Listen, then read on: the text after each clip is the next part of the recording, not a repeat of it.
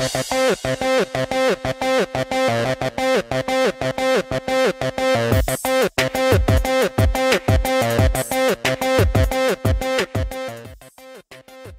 po sa Pinoy Scoop.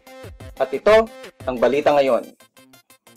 Ang Pinoy Big Brother housemate na si Daniel Matsunaga ay talagang napaluha nang makita niya ang kanyang ina at kapatid na babae na base sa kanilang bansang Brazil.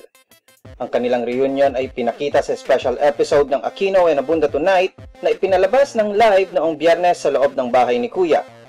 Sa lahat ng natirang housemates, si Daniel na lang ang di pa nabibisita ng kanyang pamilya sa PBB house, pero lingid sa kanyang kaalaman, ang kanyang kapatid na si Vanessa at inang si Geralda Maria ay nandito na sa Pilipinas pero hindi lang nakarating ng maaga para sa kanilang reunion sa loob ng PBB house. Akala ni Daniel na ang kanyang alagang aso lamang ang magiging guest niya, pero nabigla at nagulat ang Brazilian-Japanese model sa pagpasok ng kanyang kapatid na si Vanessa sa confession room. Nang papunta na sila sa living room, taking gulat din ni Daniel nang makita niya ang kanyang inang si Geralda at siya ay napaiyak sa unang pagkakataon sa loob ng PBB house pagkatapos ng mahigit 100 na araw.